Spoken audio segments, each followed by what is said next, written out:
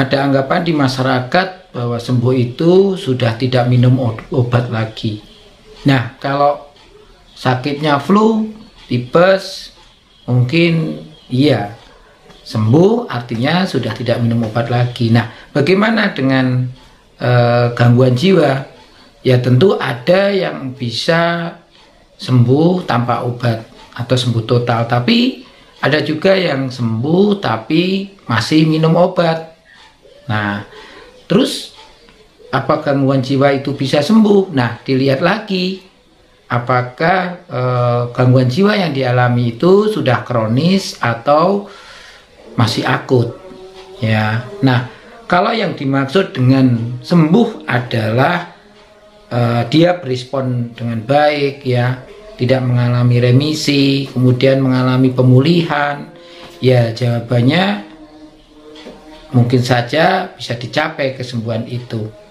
Jadi yang dimaksud sembuh ini kalau gangguan jiwa ya tidak selalu harus tidak minum obat, tapi mungkin masih minum obat, cuma ya tidak mengalami remisi, ya, atau mengalami yang namanya kekambuhan, ya, atau pengobatannya menimbulkan respon yang bagus, artinya bisa kerja, ya, bisa bersosialisasi, ya, bisa berfungsi lah secara aktivitas sosial dan hariannya.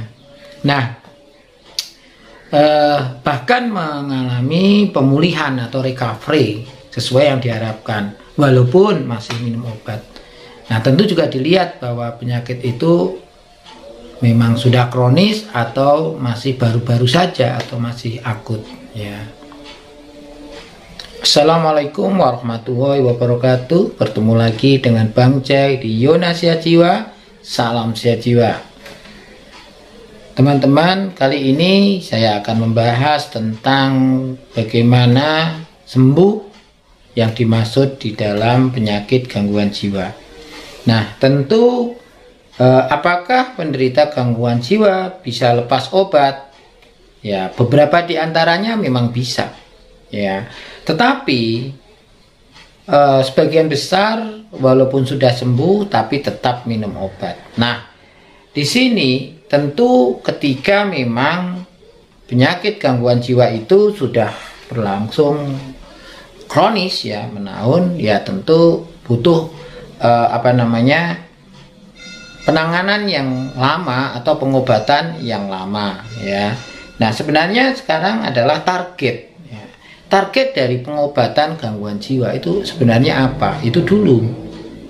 Apakah cukup dengan responnya baik, ya kan? Atau dia tidak mengalami remisi atau kekambuhan, atau dia bisa pulih, recovery, ya.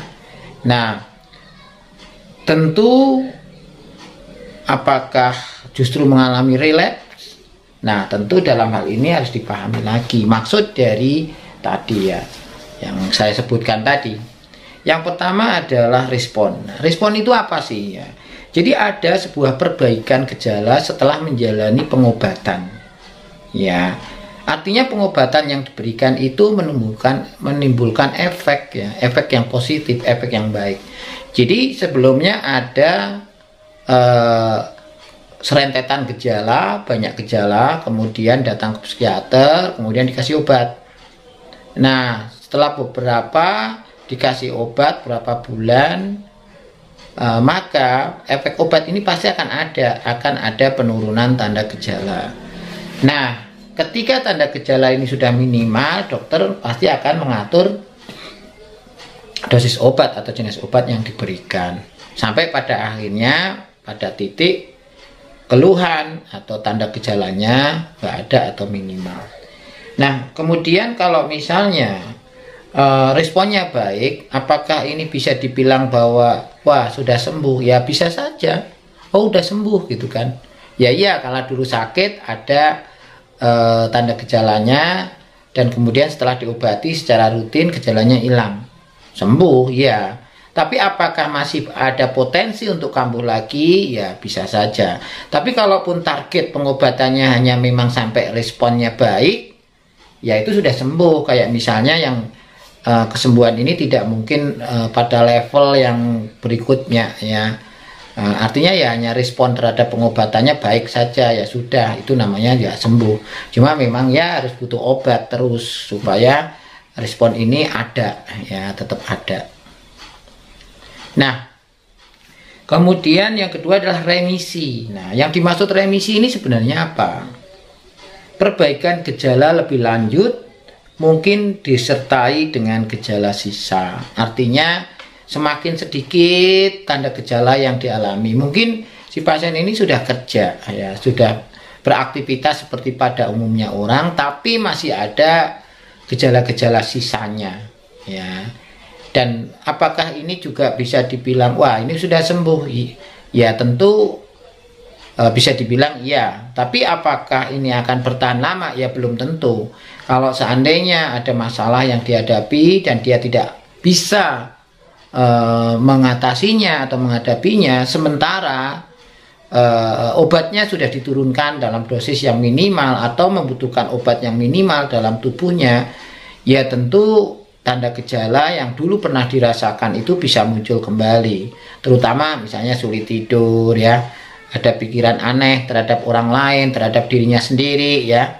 Nah itu bisa saja terjadi, ya. Jadi kalaupun misalnya dia sudah sangat minimal tanda gejalanya, hanya beberapa aja gejala sisa, ya, dia obatnya sudah diminimalkan, terus dia bisa kerja, bisa aktivitas sosial dan sebagainya, ya boleh dibilang sebenarnya udah sembuh. Tapi ada potensi enggak untuk kambuh lagi? Sangat bisa, ya, kalau misal ada permasalahan atau ada problem yang dihadapi selama hari-harinya. Nah, yang ketiga adalah recovery atau pemulihan.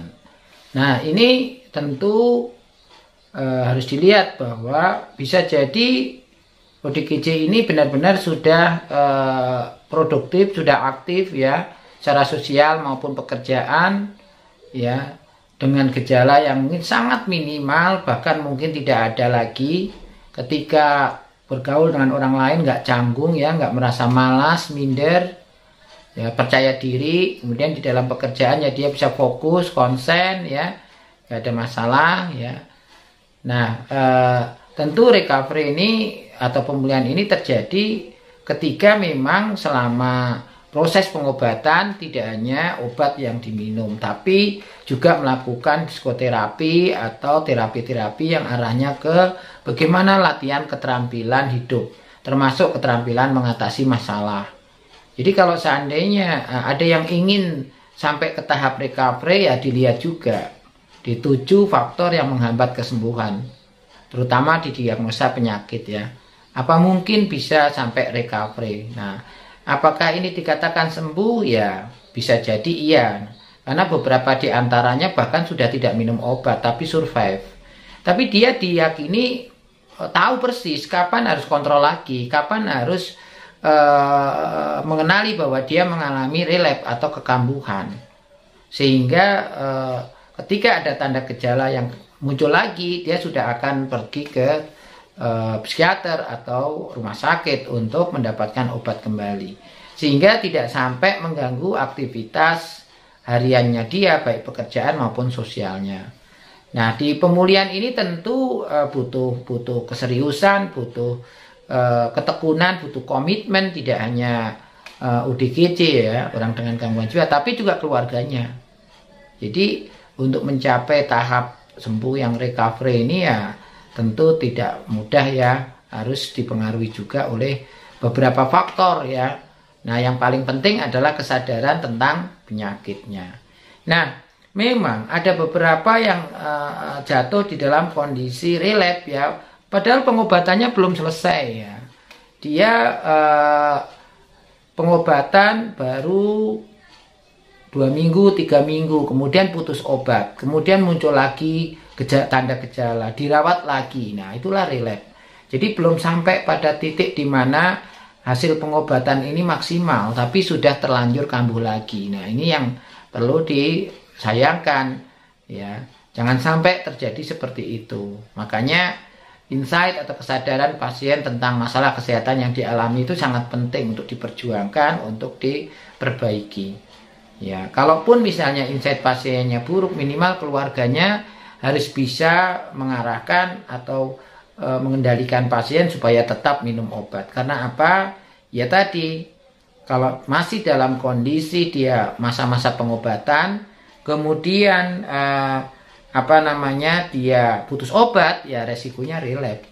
Ya, walaupun sebenarnya pada pasien-pasien yang sudah mengalami remisi atau recovery, pemulihan, itu bisa saja mengalami relapse. Tentu tanda gejala yang muncul atau relapse yang dihadapi tidak separah ketika pengobatannya belum selesai. Ya, jadi kita harus tahu bahwa sebelum dia mengalami remisi, ya pengobatan ini harus dijalankan secara rutin. Ya, remisi ini kan tentu bisa dipantau oleh dokternya atau psikiater yang mengobati. Ya, jadi obat yang diberikan menimbulkan efek yang bagus atau tidak.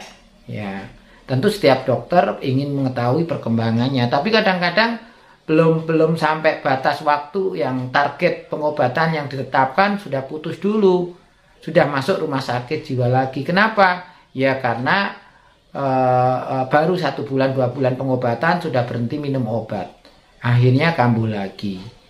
Ya, karena apa? Ya mungkin mempunyai masalah dan itu tidak bisa diatasi dengan baik. Ya, nah tentu ketika masa-masa pengobatan memang akan sangat sulit sekali mengajarkan cara mengatasi masalah atau latihan keterampilan coping. Ya, mungkin kalau masa-masa remisi dia memang sudah benar-benar sangat minimal tanda gejalanya, tinggal mungkin gejala sisa saja, obat masih diminum walaupun dosisnya minimal. Seharusnya keluarga atau caregiver sudah mulai mempolakan bagaimana membuat ODGJ ini menjalani psikoterapi atau mencari orang-orang yang ahli melakukan psikoterapi atau merubah cara pandang dia terhadap permasalahan, cara pandang dia di dalam merubah gaya hidupnya, cara pandang ODGJ di dalam meng-create hari-harinya supaya mendukung ke program pengobatan. Jadi tidak hanya menggunakan obat yang sifatnya medis ya, tetapi juga menggunakan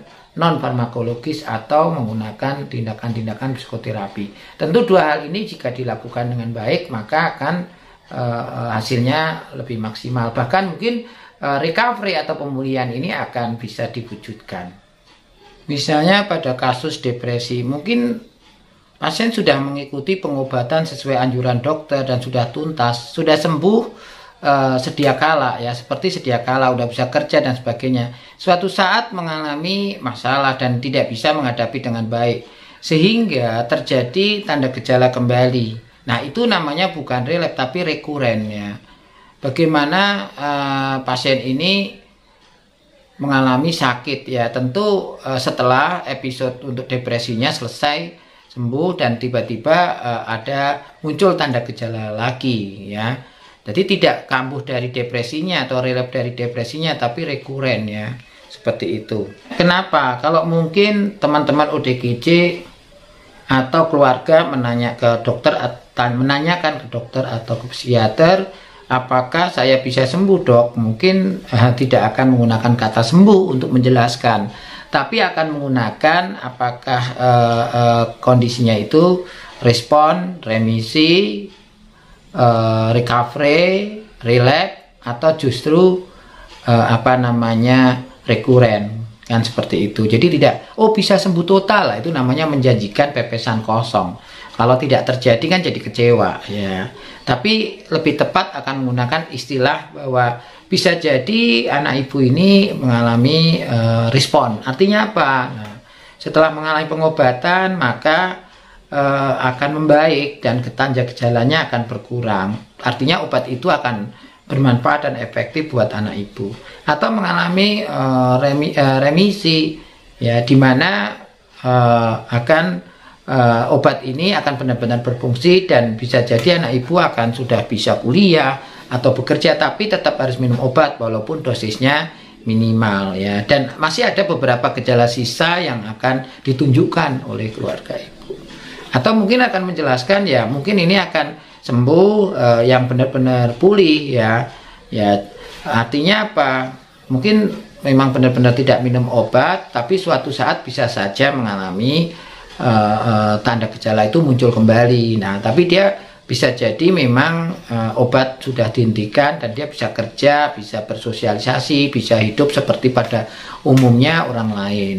Ya, nah tentu untuk mencapai pemulihan atau recovery ini kan menjadi memang tugas yang berat untuk dikerjakan ya. Karena apa ya? Rata-rata orang dengan gangguan jiwa gagal menjalani recovery ini ya, tapi insya Allah kalau banyak orang yang nonton video ini jadi semakin mengerti bahwa pemulihan atau recovery orang dengan gangguan jiwa itu sangat penting sekali ya, dan jangan sampai relapse gitu loh. Nah, mungkin dokter yang mengatakan ini akan mudah relapse, mudah kambuh, atau justru bisa suatu saat mengalami rekuren ya. Kalau misalnya pasien depresi sudah sembuh sedia kala, kalau seandainya tidak ada hal yang bisa dilatihkan ke pasien, walaupun obat sudah dihentikan, sudah sembuh seperti sebelum-sebelumnya, bisa nggak akhirnya menjadi sakit kembali? Bisa ya, ada rekuren ya, kembali lagi ke sakit semula ya, seperti itu ya. Tapi apapun itu ya, usaha tetap usaha, nggak usah pantang semangat ya, jangan putus asa. Bagaimanapun semua upaya yang kita lakukan pasti ada hasilnya. Yang penting adalah kita komitmen dan serius selalu berusaha untuk sembuh. Sembuh tidak sembuh itu kan kehendak Allah ya. Dokter kan juga manusia sama, tetapi diberi ilmu untuk menjelaskan ya. Menjanjikan kan tidak baik, tapi sembuh yang seperti apa yang diharapkan ya, apa respon, apa remisi, apakah justru recovery ya. Nah, kita kan nggak ingin terjadi relapse atau rekuren ya. Kalau ada orang yang memberitahu bahwa kepada Anda bahwa Anda bisa sembuh total dari gangguan jiwa ya, apalagi sudah jelas-jelas kronis ya, atau sudah lebih dari 1 tahun ya, apalagi sudah kambuh berulang, tentu kita akan sulit percaya bahwa bisa sembuh total. Kalaupun ada yang menyampaikan ya harus hati-hati. Kalaupun Anda bisa bekerja, bisa beraktivitas, mungkin bisa berkeluarga ya, bisa melakukan seperti yang orang lain lakukan ya, dan pada akhirnya sempat mungkin obatnya benar-benar diatur seminimal mungkin kalau perlu ya, itu sembuh. Tapi kalau bilang sembuh total ya enggak. Makanya kalau sembuh total tuh otomatis kan sudah tidak minum obat ya. Padahal kan kenyataannya tidak seperti itu. Tetap saja suatu saat orang tersebut atau ODGJ tersebut tetap harus minum obat kalau jatuh dalam situasi yang tidak menguntungkan ya, misalnya kecapean, kelelahan, atau lagi ada masalah, kemudian nggak bisa tidur dan sebagainya, atau tiba-tiba muncul halusinasi. Ya mau tidak mau harus dipikirkan bagaimana caranya minum obat atau datang ke psikiater kembali ya, kalau memang terpaksa sudah harus berhenti minum obat ya. Jadi jangan berpikir bahwa kalau sudah baik, sudah dinyatakan sembuh terus lepas dari obat, itu salah besar ya, salah besar. Yang penting adalah kita tetap produktif, tetap bisa bersosialisasi ya, walaupun obat itu menjadi teman hidup kita. Banyak kok penyakit yang seperti itu ya. Artinya kayak penyakit hipertensi, diabetes mellitus, itu asma, jantung, itu kebanyakan juga masih mengkonsumsi obat, tapi mereka juga bisa dinyatakan sembuh gitu kan. Ya, artinya nggak usah terlalu merisaukan bahwa tapi saya kan masih minum obat terus. Nah, yang penting adalah Anda sebagai ODGJ masih bisa produktif, bisa mengerjakan semua yang dikerjakan orang lain. Walaupun minum obat yang nggak masalah, harus disyukuri. Masih bersyukur ada obat, masih bersyukur ada jaminan kesehatan BPJS. Artinya nggak usah terlalu dipikirkan. Ya, yang penting adalah jalani saja gimana caranya supaya nggak relapse. Ya, seperti itu. Itu saja yang bisa Bang J sampaikan. Semoga manfaat, semoga bisa memberikan gambaran tentang konsep sembuh. Ya. Nah, wassalamualaikum warahmatullahi wabarakatuh. Sampai jumpa lagi.